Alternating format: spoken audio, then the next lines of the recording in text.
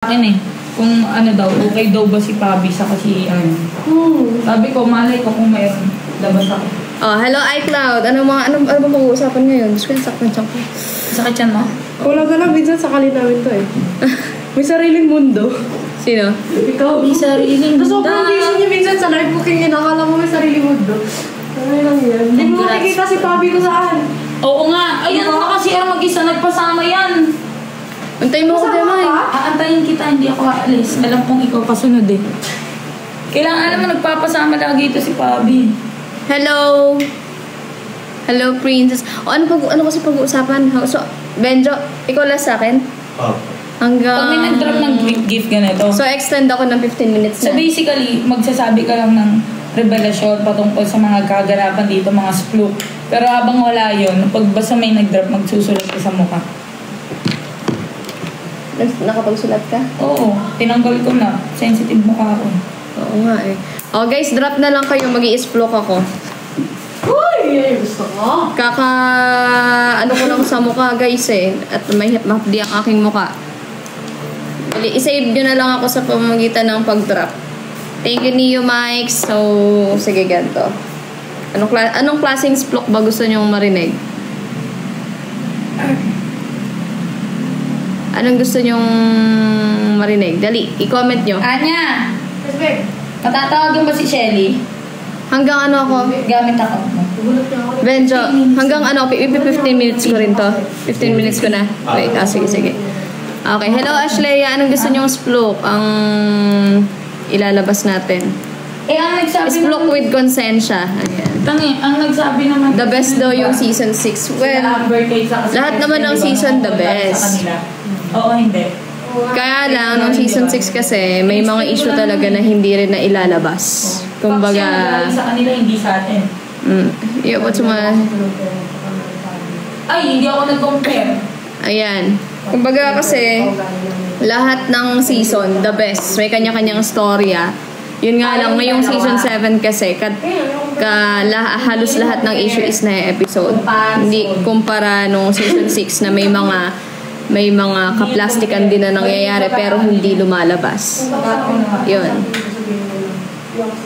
Pero marami rin kaplastikan nung season 6, guys. Hindi ko sinasabing perfect ang season 6 dahil ako mismo masasabi ko na maraming kaplastikan ang naganap ng season 6. Hindi, kasi ang sabi na ni Kasi syempre, guys, mas pipiliin na lang natin manahimik kaysa magsalita, di ba?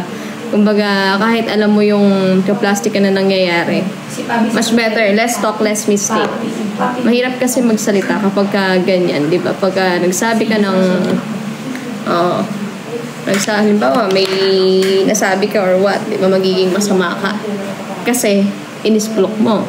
So anong gagawin natin? Hindi, manahimik na lang tayo kasi kayo mismo makikita nyo yun kung anong mali, kung ano yung napapanood ninyo, di ba? Hindi na kailangang i-broadcast. Ano lang? Chismis. Mag-drop lang sila. Hindi. Kasi ang sabi ni Amber, makinig ka po. Oo, mahirap magpakatotoo kasi mali sa iba eh. Okay. Ang sabi niya ang ano lang, ni Amber, harap ka, kakol ka ni Amber. nung season 6 kasi sobrang busy. As in talaga sa ATT. Pero behind ng pag ano na yan, mga ATT, mga shows na yan, sa likod ng camera na yan, maraming kaplastikan talaga nangyayari. Diba? Sa totoo lang. Sinabi ko, anong comparison sinasabi niya? Bilang galing ako sa season 6, alam ko yung mga nangyayari sa loob. Hindi, anong comparison sinasabi? And, syempre, mas pinipili nating Sino ba manahimik. nagsabi nun? Sa akin ba galing yun? Sinabi ko lang talk revelation to eh. Wala. Kaya lahat ng mga magiging away or what, may episode yun. Kasi hindi kami masyadong sobrang busy katulad ng S6. Wala akong kinumpir na ugali niya ni Pabi. Okay nang inang yun. Tanong mo dito. Alin yun? Pabi, may tanong lang ako. Guys, kinumpir ko ba ugali ni Pabi sa kani Anya? Oo, hindi. Kasi nag-message si Shelly. Kaya kay Anya. Anong compare? Wala, kasi sinabi ko sa kanila na ang sabi, di ba? Hindi daw. Hindi. Ayan magbasa ka, babe. Pinagtanggol pa nga kita kanina nung sinabi Paano compare ba yun, guys? Parang good shit yun na parang kay Talipa. Kasi, Paano daw tayo makipagtungo? hindi naman eh. Makipag? Di ba wala? Makitunga? Ako pa! Ako pa issue nyo. Ang bait-bait kong tao eh. Oh. Soft ng buko mo. Ayan 500 na nanonood yan ang wala akong kinumpara ha. Oh. Tayo na, tropa ko kayong lahat dito eh. Mali lang yung pagkakalit. Parang season 6 talaga, hindi ko talaga pigilan. Oh. Singutin yung buko. Mali sumbong ni Shelly. Oh, ayan mali sumbong ni Shelly. Yan, siya. Ayun yung mali, guys. Yung, Ay, hindi kami nag-aaway ni Anya. ayun ang mahirap. Lapin ko pa si Anya. Ayun ang mahirap. Kumbaga yung mga sumbong-sumbong na hindi totoo, yun yung iwasan natin. Di ba? Kasi once na nagsumbong yung tao tapos pinasa sa iba, mali na yung pinasa, doon tayo nagkakaletse-letse.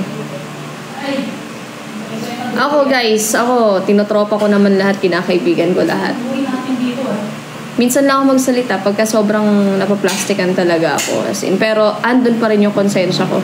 Na once na nagsabi ako, kilala ako ni Cassie, pagka may sinabi ako, nakakonsensya talaga ako. Kasi hindi ko kayang makasakit ng tao. Kaya kahit alam kong mali, or alam kong alam mo na yun, Totoo. Wait lang baka natatakot pa ito. Huwag daw siyang iwan. Hindi, dito naman si Benjo eh. Huwag daw siyang iwan. Oh, may spike. Boy. Pagkakaintindi niyo, boy. Ganun ako guys. Season 6 talagang tahimik talaga ako na hindi talaga ako masalita. Na minsan lang siguro ako umiyak pagka sobrang hindi ko na kinakaya. Iiyak siguro ako sa kwarto lang. Ganun. Iiyak lang sa kwarto, sa unan, ganyan. Pero yung sabihin mo, iiyak sa kanilang lahat. Di ginagawa. Ayoko magpakita na sobrang hina ako. Ganun. Si Mama Carla. So, meron na lang tayong ilang minutes? 9. Ha? Kasi 12:10 ako nag-start eh. Oo. Collab kaming tatlo ni Gemma and Anya para mawala yung issue. Nasa inyo naman yan kung anong klaseng issue yung iano nyo. Alam nyo guys, kami, lahat dito nakikisama. Totoo. Kumbaga, nasa mata nyo na yan, nasa pag-iisip nyo na yan. Kung ano yung... Wala namang masamang manghusga. Manghusga ng tamang paraan or tamang ano. Pero, bago kayo, syempre, manghusga, parang i-check nyo munang mabuti kung tamang panghusga ba yung ginagawa nyo. Well, masamang manghusga ng tao, pero minsan, syempre, hindi tayo makapagpigil na manghusga ng tao, lalo na pag nakikita nating mali na talaga yung ginagawa.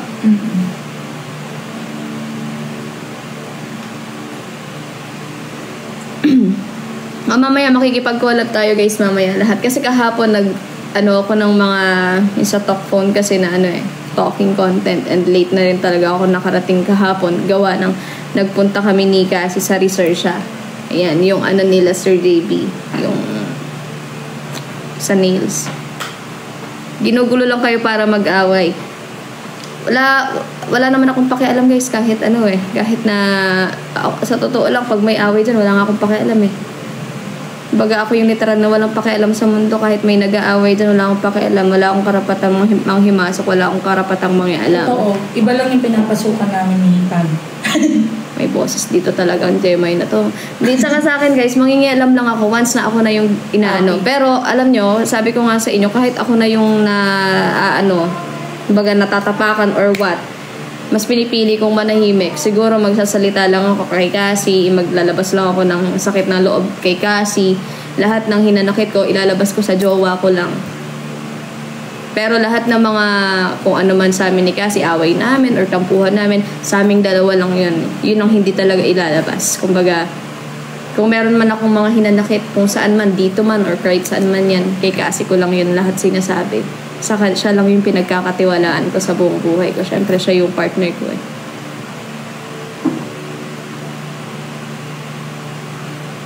Kumbaga, iiyak ako kay Cassie din. Ganyan. Pagka ganun.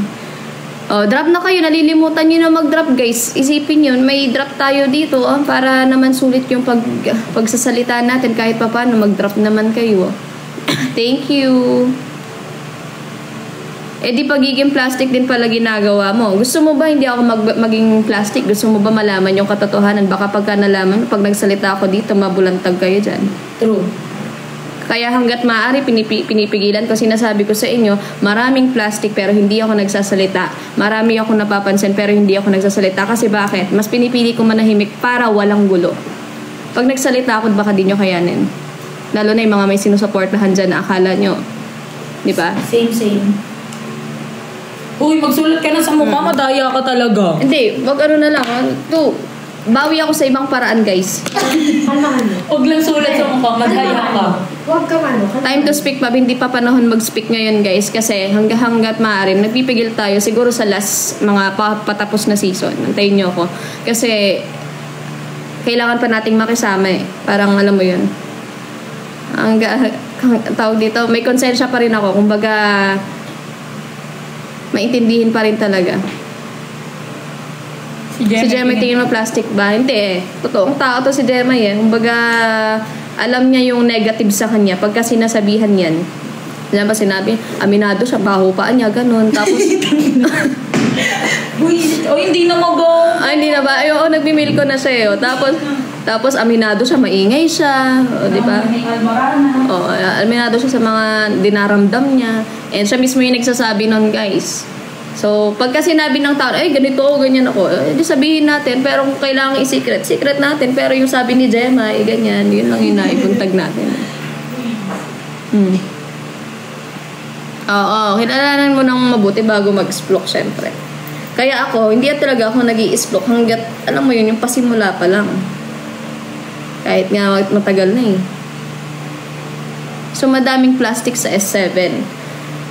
Ngayon S7, hindi ko nakikita yung pagka-plastic kasi totoo sila eh. Kumbaga, kaya nga madaming issue kasi nagpapakatotoo yung mga tao dito eh. Kumbaga, kaya nga nakikita nyo, maraming episode, nakikita nyo yung mga ugali nila, mga attitude nila, ganun talaga. Ibig sabihin, hindi sila plastic. Kasi nilalabas nila yung totoong sila eh.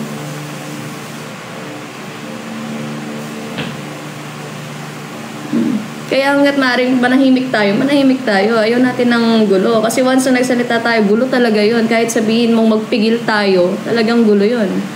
Lalo na kung totoo.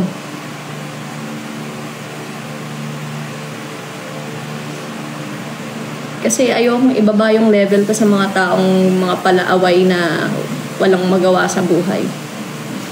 Away sila, mag-away sila, wala akong pakialam. Sila yun eh.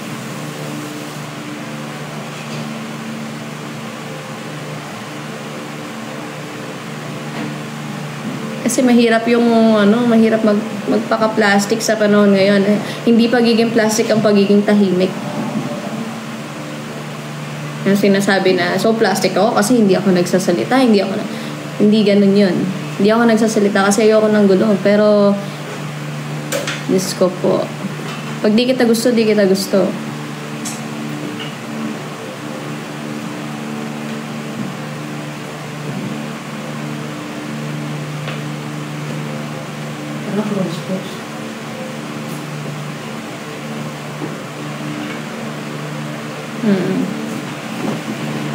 Kaya sabi ko sa inyo, huwag niyo akong pilitin. Huwag niyo akong pilitin magsalita. Kaya ko magtimpe, kaya ko magpigil.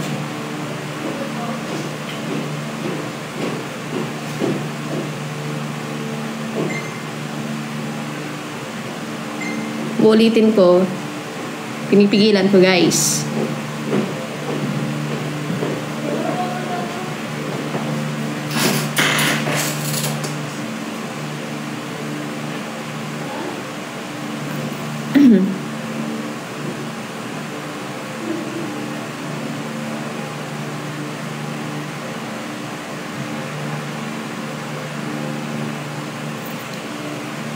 Oh guys, meron na lang tayong 2 minutes ha.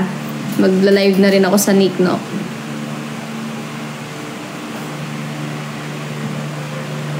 Two minutes.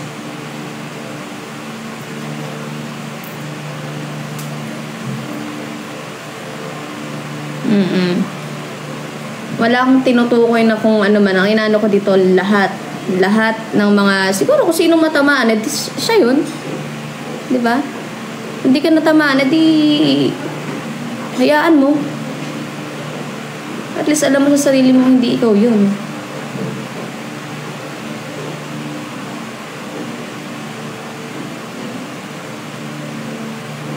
Diba? Talk lang masalita lang tayo dito. Pero, pag di ka natataman, ibig sabihin, malinis konsensya mo, alam mo sa sarili mo, wala kang ginagawang mali. Pero once na natamaan ka, at naging affected ka, ibig sabihin, totoo yun. Kaya mga walang magawa sa buhay na nagko-comment na kung ano-ano dyan.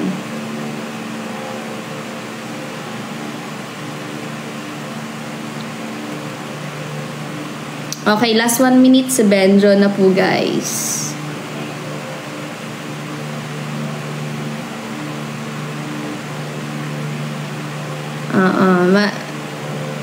Wala talaga kayo maririnig kahit anong ano niya sa akin.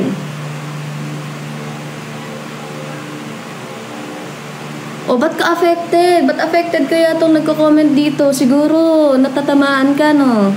Natamaan ka ba? Wala si Kasi kumalma ka. Ha? Wala si Kasi kumalma ka. Kakalaman. Oh, guys, si Benjo na po. Bye, Bye-bye! Ano ba naman?